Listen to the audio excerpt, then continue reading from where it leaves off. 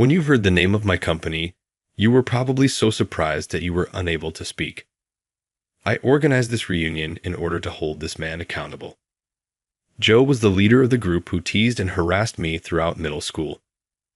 I couldn't put up with him being superior to me, even after we were reunited as adults. I changed from who I was before. So, which branch are you in?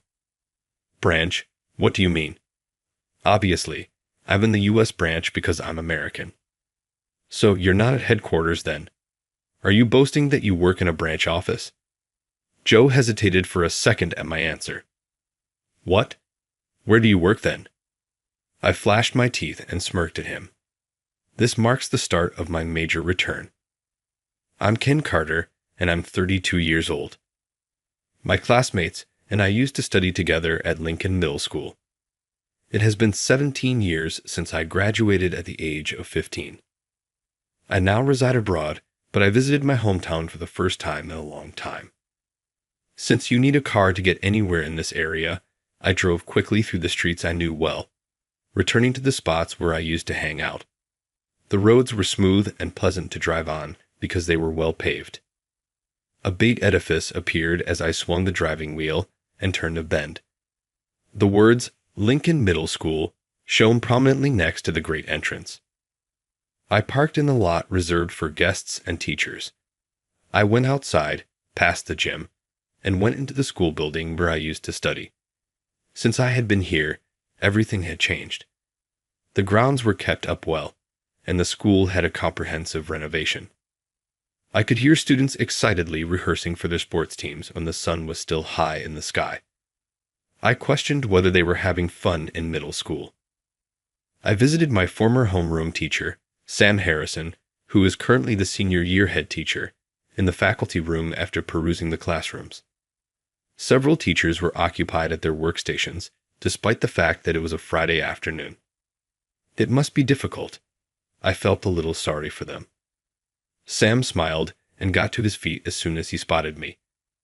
I pretended to be someone paying a visit to a long-time, beloved mentor. There were no problems because I had already informed him that I would be arriving today. Tomorrow, I'm heading to the United States. Before that, I wanted to see Joe and the others, so I decided to hold a little reunion in one of the classrooms. That sounds fine. You are welcome to utilize the area. These days, the third-floor classrooms are unoccupied since there are fewer students. That meant I could say whatever I wanted without holding back. I couldn't help but smile. Even Sam had gotten older. He had graduated from this middle school, gone on to the top high school in the state, and then attended a university in the city. He studied education and, upon graduation, returned to his alma mater as a teacher. In his very first year as a teacher, he became our homeroom teacher. This really brings back memories. Haven't you been in the U.S. much? No. I've been living overseas the whole time. Coming back after so long, I was shocked by how much has changed. I remember you six were always close. You were always messing around in the hallways, making noise. I still remember it clearly. Hearing that made my body stiffen. If he remembered so clearly, why didn't he do anything? Calling it being close or just goofing around. What exactly was he watching? And this man is the senior year head teacher now? Are the current students having a good school life under him? Back in middle school, I didn't know anything about life. I still had the mindset of an elementary schooler, believing that adults were naturally superior and that kids had to obey them. But now I understand that even teachers have strengths and weaknesses. The reality is, after finishing college, they go straight into teaching without ever experiencing the real world. Maybe Sam had genuinely tried to be a good teacher in his own way. But does that make my resentment disappear? In a few days, the State Education Board will receive evidence of Sam having an affair with a student's mother. What happens after that is none of my concern. I'll be on a flight out of here tomorrow. I made my way to the third-floor classroom where I once spent time with my classmates. With my left leg not moving the way I wanted, Even just climbing up a middle school staircase to the third floor was quite the struggle. When I stepped into the classroom and absent-mindedly gazed out the window, Joe walked in, with that same smug, nasty grin as always. He looked at me and said, "Hey, long time no see. You haven't changed a bit. Still got that dumb look on your face." I'm not sure if I still look the same as I did 17 years ago, but Joe has changed a lot. Even though he's only 32, his belly sticks out, and he's balding on top. Back in the day, there were girls who used to swoon over him, but I'm sure they'd be disappointed now. It's been a while. I'm glad to see you. I forced a smile as I said something I didn't mean. I have nothing but bad memories of Joe. He was the golden boy of our class, the leader among the boys, with his 4 henchmen, Tom, Jack, Dave, and Mike. He bullied anyone he didn't like, and he did it in a way that made it look like we were just messing around whenever a teacher was watching. During breaks, they would drag me into the hallway, jab me with mops, hold me down, and kick me in the stomach. Our homeroom teacher, Sam, and every other teacher saw Joe as their favorite student. Seriously, what were they even looking at? I heard footsteps coming up the stairs, and soon the rest of them appeared. It was Tom, Jack, Dave, and Mike. The teachers always thought we were part of the same friend group. As soon as they saw Joe, they greeted him with nostalgia. "Joe, long time no see. You've put on even more weight since last time." Yeah, being in sales means lots of client dinners. I've been to almost every top restaurant in the city. That sounds great. You should take us sometime. We go way back, after all. From what I remember, Joe, Tom, and Jack all left town when they went to college. Meanwhile, Dave and Mike stayed local, attending university here. "Have you 5 kept in touch since middle school?" I asked. "Yeah, we all went to different high schools, so we've barely seen each other." "Well, we all went to pretty good universities, but that's no surprise. We've always been special." Jack's words made me let out a dry laugh. Did they really think being special meant they could do whatever they wanted? Joe was the one who fixated on tormenting me, but Tom and Jack weren't much better. Dave and Mike just followed along, hoping to stay on Joe's good side. Back in middle school, Joe was dazzling to everyone. Both guys and girls admired him. Tom and Jack saw themselves as Joe's closest friends. Dave and Mike idolized him and followed him around. And me? I was nothing more than a punching bag for their amusement. I had hoped that after middle school, they had struggled a little in life and gained some empathy. If they had acknowledged their past and apologized, I was willing to forgive them. But instead, they all started bragging about their careers. Actually, Mike and I started a business together. It's tough, but being our own bosses is worth it. Dave and I have been tight since middle school. We get along great, and since we both stayed in town, we make the perfect business partners. Joe barely paid attention to their conversation, staring out the window instead. He was probably waiting for someone to ask about him. Hearing about other people's success wasn't exactly his favorite topic. With no one else bringing it up, I decided to do it myself. "So, Joe, what are you up to these days?" "All I know is that you went to college in the city." Joe's eyes lit up. He grinned, clearly thrilled that someone had finally asked. "Well, I work at Ford Pharmaceuticals. I've been at the top of my division since I joined, and I'm on track to become a manager soon." Tom and Jack, who already knew, nodded and smiled proudly. Meanwhile, Dave and Mike, who had stayed in town, looked surprised. "Seriously?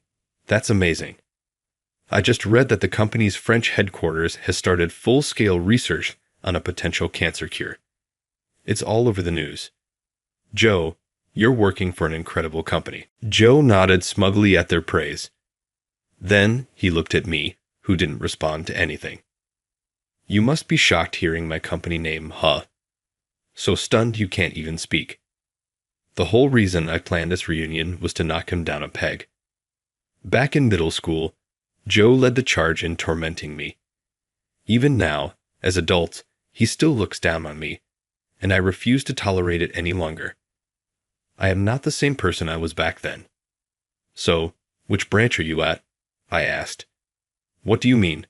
I'm American, so obviously, I work in the U.S. branch. So you're not at headquarters? You really think working in a branch office is worth bragging about? Joe hesitated at my remark, looking flustered. Then where do you work? He asked. I flashed a confident grin, baring my teeth. This is where my comeback begins. I work at the same company as you, Ford Pharmaceuticals, but not at the U.S. branch. I've never seen you around the office, Joe muttered. That's because I work at the French headquarters. That's why we've never run into each other.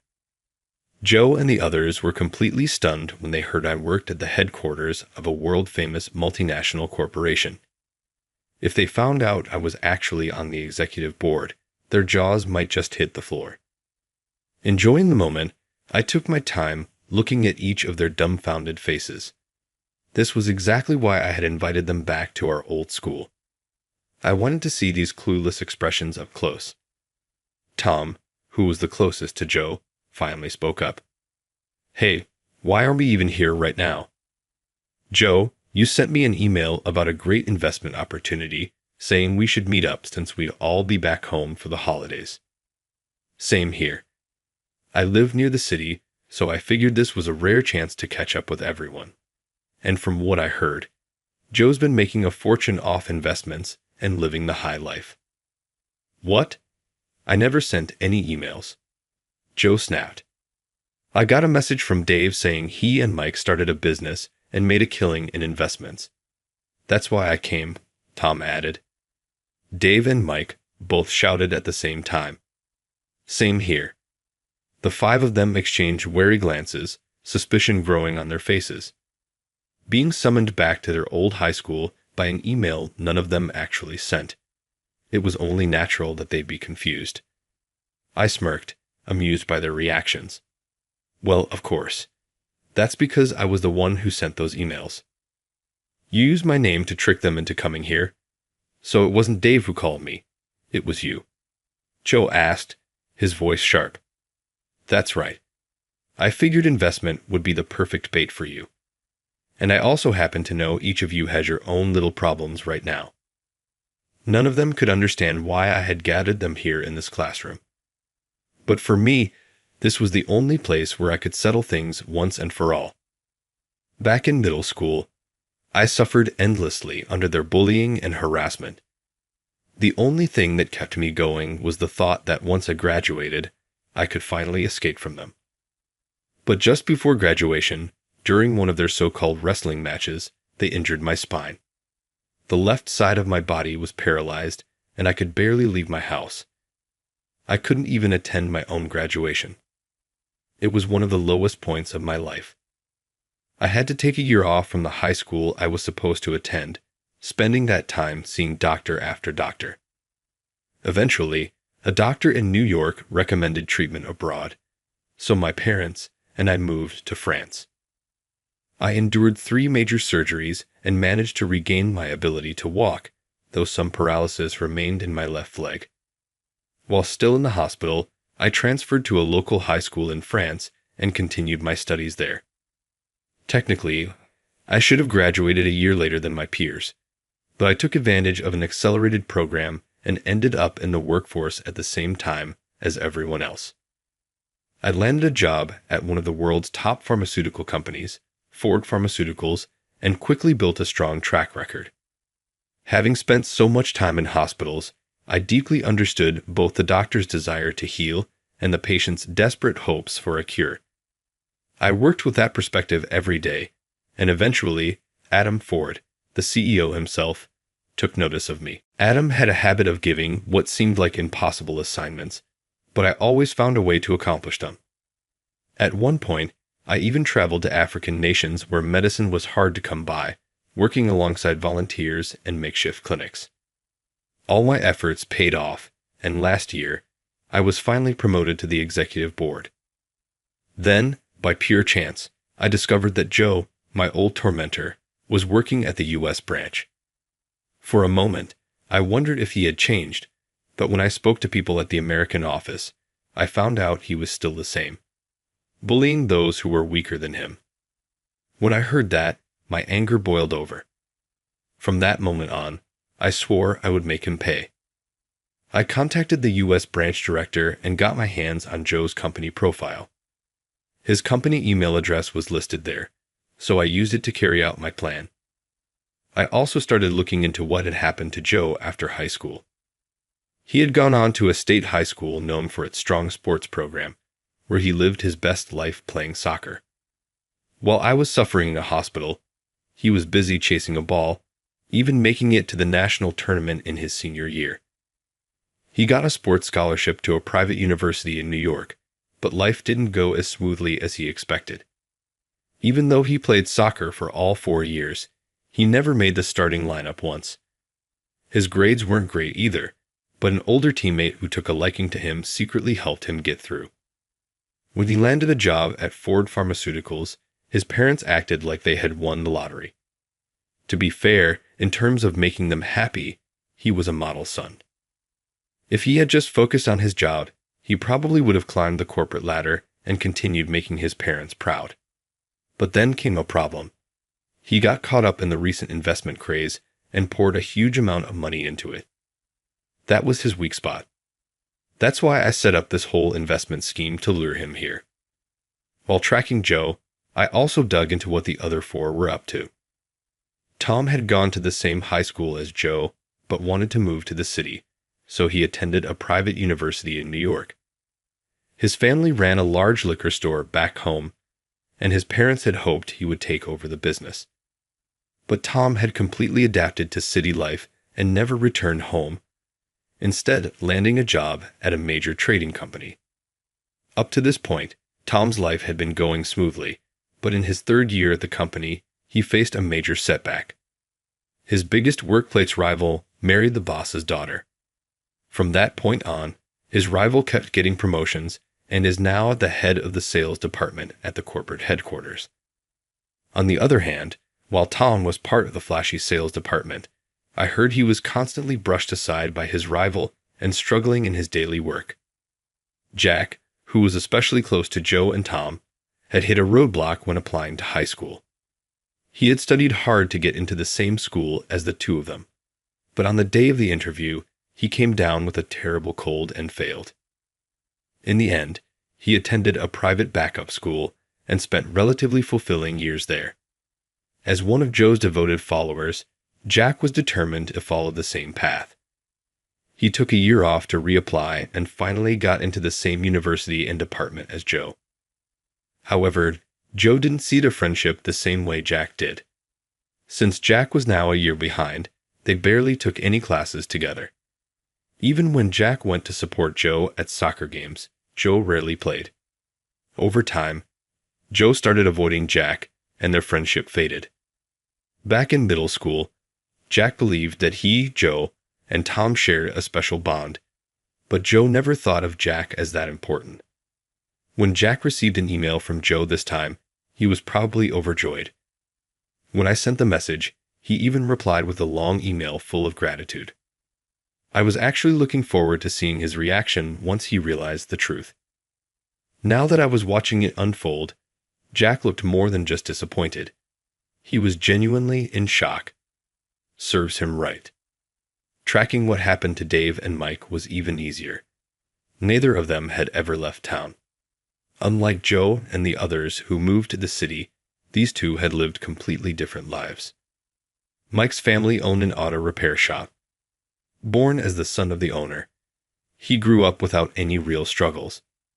However, he was never particularly bright, and his grades had been poor since middle school. He started high school, but since the school was full of rough students, he ended up transferring to an online high school. After that, he shut himself away at home for years. His parents and relatives were deeply worried about his future. That's when his old friend, Dave, reached out.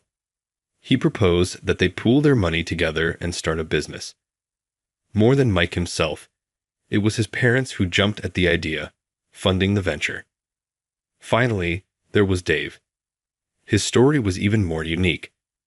Like Mike, he was never good at studying, but he came from a long line of city council members and was raised without many restrictions.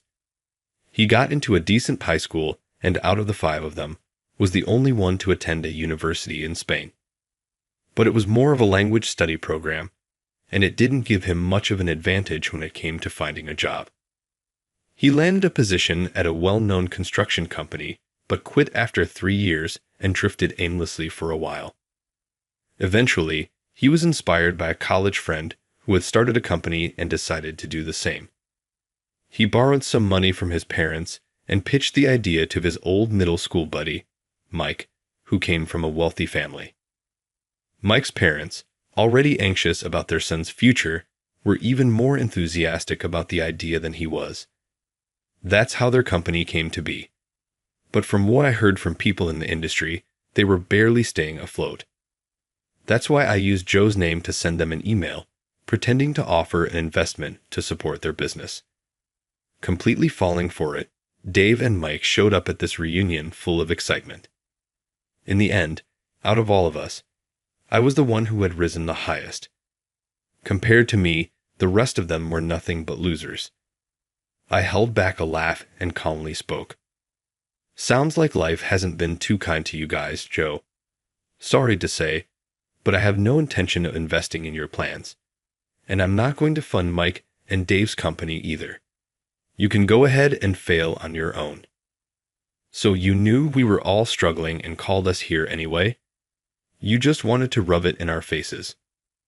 "That's exactly right. Tom and Jack seemed to be struggling at work, and I heard Mike and Dave poured a ton of money into their startup. But from what I hear, the industry doesn't expect them to last even a year. Serves you all right." Tom snarled, "You bastard," and lunged at me. Just then, a woman's voice called out from the other side of the classroom door. "What are you doing, Tom? Get away from Ken." "Olivia, glad you made it. We're done talking. Come on in." A stunning woman with long, flowing black hair stepped into the classroom. The 5 of them were visibly shocked when they heard me call her Olivia. "Wait, Olivia? You mean Olivia Miller from middle school?" "That's right, Joe. You've changed a lot." "Well, I guess it's been 17 years, so that's understandable." Back in middle school, Olivia was the girl we all admired. She was going to play a crucial role in today's reunion. When I explained my plan to her, she immediately responded, "Sounds fun," and agreed to help. Olivia and I actually reconnected about 3 years ago. At the time, I had already started thinking about this plan, but I hadn't considered involving her. After middle school, Olivia attended a prestigious all-girls private high school, part of an affiliated university. She continued there and studied American literature. Born into one of the most prominent families in the state, she was adored by her parents, but had never really developed a sense of independence. She had always assumed she would marry someone from a similarly wealthy background and become a housewife. In fact, after graduating college, she agreed to an arranged marriage her parents set up. But it didn't work out, and she ended up divorcing. She never had children, but apparently that didn't bother her in the slightest. My reunion with Olivia happened entirely by chance. I'd attended a New Year's party hosted by her grandfather, former Congressman Edward Miller, as a representative executive of Ford Pharmaceutical. When we saw each other again after so many years, we immediately hit it off. Once we realized we were both single, we naturally started thinking about our future. Since reconnecting with me, she began questioning the life she had lived following her parents' expectations and started actively engaging in society. Now she's part of a volunteer organization, dedicating her time to supporting single mothers. With the 5 of them looking shaken, I quietly spoke. "We're getting married soon." "How the hell did someone like you end up with Olivia?" "Oh my, I'd appreciate it if you didn't complain about my future husband." Olivia took my arm and leaned against me as the 5 of them stood there, stunned. At some point, The voices of the students had faded away. The sun had completely set, and I switched on the classroom lights. The cold blue glow of the LEDs illuminated our faces. Joe, in particular, looked even paler than when he first walked into the room. This middle school reunion, 17 years in the making, had turned into my long-awaited revenge. Leaving the 5 of them behind, I walked out of the school with Olivia by my side. Tomorrow, I would take her back with me to France. It would be a long time before I returned to the U.S. again. Are you satisfied now? Yeah, completely. I can finally move forward with a fresh start. Olivia gently took my hand and pressed it against her cheek. Feeling her warmth, I decided to leave the past behind for good. I didn't curse them, but after that day, things only got worse for the 5 of them. Joe, who had been struggling with investments, made a desperate high-stakes gamble and lost everything. He even had to sell the house he had just bought. Tom, despite his rival being promoted to department head, failed at work and was demoted to a remote branch office. Jack's company went bankrupt due to financial troubles, leaving him unemployed and growing more anxious by the day. As expected, Mike and Dave's startup couldn't stay afloat, and they found themselves drowning in financial difficulties.